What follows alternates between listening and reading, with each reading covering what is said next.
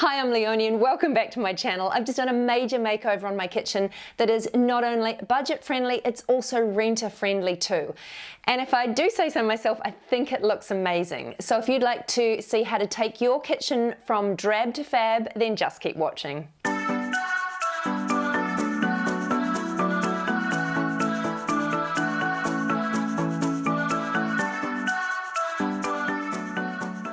This is what my kitchen looked like before I moved in, and as you can see, that green bench top is not pretty. And those cabinets, well, what can I say? I bought this new oven not long after moving into the house and just needed to put up something so that the wall was protected from the oven. So I just popped up that Perspex sheet as a little bit of an interim measure. I'd used double-sided tape to fix that to the wall, and when I pulled it off, it pulled off some of the paint as well, but it didn't matter because I was going to cover that up. So here I am using sugar soap to really get rid of all of the sticky residue left over from that double-sided tape, and also just to get rid of all of the grime and oil. It's really important just to make sure that that surface is spotless. I decided to try my hand at peel and stick tiles for the splashback, and I love these Subway style tiles called Smart Tiles, and they're from Vinyl Home here in Auckland. I'll leave a link to them in the description box below, and they actually stock a really great selection of different tiles. So as you can see here, they already have the kind of layout of the tiles, and all you're really doing is just putting them together. It's a little bit like a jigsaw puzzle. So I started by cutting off the overhang so that I had a simple square edge to start placing the tiles on the wall. And as you can see, I just used a craft knife. You can use an X-Acto knife and just a simple ruler, and I just used one of the chopping boards that I had at home already. So you can see here why I needed that square edge, just to butt it up against the wooden door frame. And the good thing is you can actually just sort of pop them up on the wall and try them first before you actually peel them off and stick them into place. Also, I did notice that you can stick them down and then readjust them and move them a little bit, and they will still stick again perfectly. So there is a little bit of wriggle room there, and it doesn't have to be absolutely perfect first time around. I sort of just got one edge straight and let the rest of the tile kind of fall into place, and I just found this the easiest way to apply them. And then I just applied a little bit of pressure, and once I knew that the tile was in the correct position, I sort of really firmly pushed it down and made sure that the glue on the back of the tile really adhered to the wall.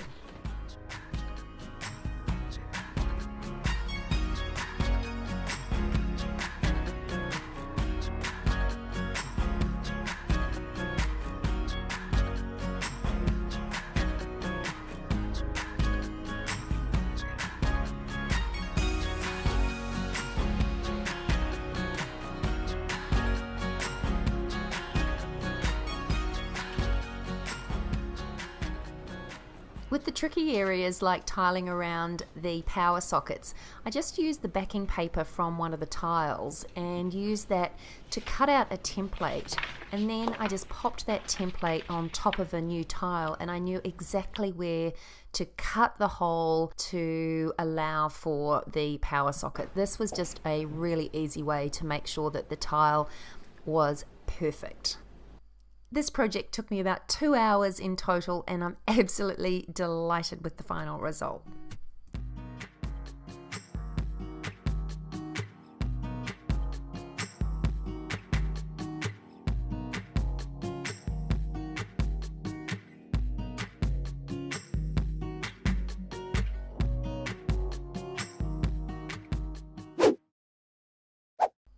And now it was time to tackle these cabinets. The splashback and the bench top had really made the kitchen look light and bright, and the one thing that was really letting this kitchen down was the cabinets. I just couldn't warm to this color. It's just a kind of greeny gray, just a non-color, and these shots were taken on a nice bright sunny day, but if it's a little bit cloudy, this color just makes the kitchen look really dark and dreary. So They needed to be transformed, and I was either going to paint them with the Dulux renovation range or go with the other option, which was vinyl wrapping, and that's what I decided to do. So to get started, you need to take the cabinet doors off. And there's a little clip at the back here that you just pinch and the cabinet just pops off. It's really easy. You don't actually need to unscrew them. I've seen people struggling and unscrewing the whole thing on YouTube, but you don't need to do that. And once you've got that cabinet off, you actually need to use sugar soap again, and you can see all that grease and grime on the top of the cupboard. The vinyl wrap will not stick if the cupboard isn't spotless. It's a little bit like the peel and stick tiles that I used for the splashback. The surface needs to be absolutely squeaky clean. And once you've got all of that grease and grime off, just be sure to go in with a damp cloth to make sure all of the sugar soap is removed as well. And then just dry them down, because they do need to be perfectly dry before you start as well. And then once your cabinet is clean and dry, you just need to remove the handles, and that is really easy with these particular handles. I was thinking about upgrading them, but it was going to cost me an extra couple of $100, and I just felt that these simple handles would make do for now. And this is the vinyl wrap. It's called DC Fix, and it is also from Vinyl Home here in Auckland, and I'll leave a link to them in the description box below. But it's really easy because it's all marked out on the back. So what I did was I put the cabinets upside down and just measured a little bit of overhang so that there was enough vinyl to actually just wrap around the edges. And to get started, what I did was just removed a little bit of vinyl across the very top, and on the right side of the cabinet I just placed that vinyl down and just made sure that I had enough overhang as well, so that it was going to fit the entire length of the cabinet. And then I used this squeegee, which was provided with the vinyl, and basically this was really the easy part. I was expecting it to be tricky and was thinking it was going to be a struggle to get rid of any air bubbles, but I found the faster I went with applying this, the smoother and easier it flowed on to the cabinets. And as you can see, there just weren't any issues with air bubbles whatsoever.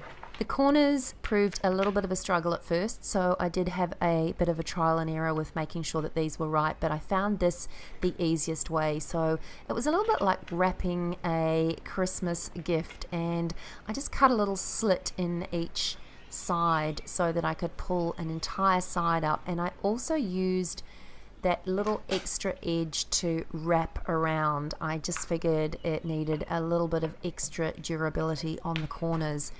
And then I just went in with the craft knife and rested the craft knife along the edge of the cabinet, and then just pulled it along, and it just seamlessly glided along and cut the vinyl perfectly in line with the edge of the cabinet. I have seen people on YouTube have a little bit of an overhang, but I don't really like the look of this. I didn't want it to be visible when I opened the cabinet doors, and I did ask the team at Vinyl Home, and they said that this is absolutely sufficient.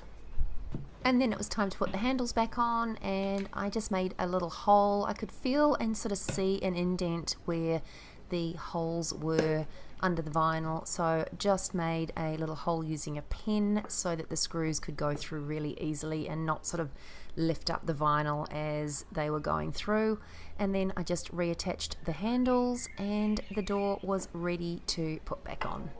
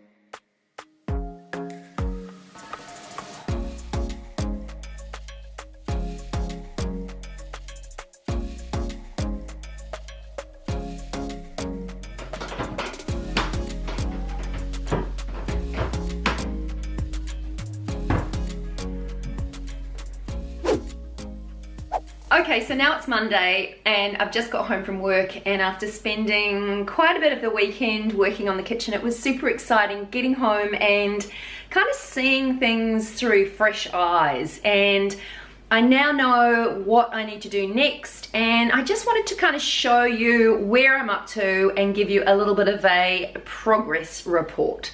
So take a look at this. Now these cupboards here are looking super good, and as you can see I did the sort of the top along there, but I haven't done the kickboard along here. I need to, I'm just going to work out in the end if I've actually got enough vinyl, and also whether or not I'll leave them like they are. Once the whole kitchen's done, I'll sort of make a decision on that. But these large doors were not anywhere near as hard as I expected, and coming around here, the rest of the kitchen, all these top cupboards here I've done. I haven't done these little shelves here. I originally thought that I might leave those, but on closer inspection I actually think that it looks a little bit out of place if they're not done. Let me know in the comments below what you think, but yeah, I'm kind of thinking I might have to put the hard yards in and do these, or the insides of them as well, just to freshen them up. They just look so dark now that the rest of the kitchen is so white and light and fresh looking. But yeah, I'm so excited with how this is all turning out. Sorry, the sun is going in and out of the clouds, so the light is changing in here, but then you can sort of see, so up here I've got nice fresh white, and then coming down here you can see the original color of the cabinets. So they're actually looking a little bit lighter on camera than they actually are. They are quite dark. So I haven't done obviously the drawers and the cabinets around the bottom here, and I've also got another set of drawers. I've done those top two. They were the first drawers that I did. I thought I'd start small just to kind of learn what to do. But all in all, I am really excited, and I've just got to finish off those little alcoves and in behind the microwave, and then I can start working on the cupboards around the sink and the dishwasher, and just the last couple of drawers here as well. So keep watching.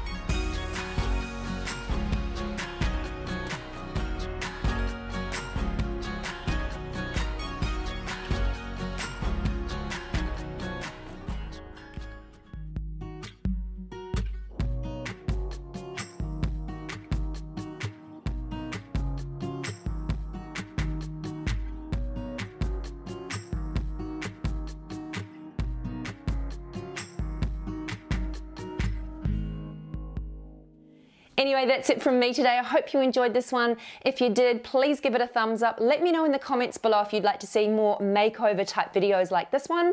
And I look forward to catching you in the next one. Bye for now.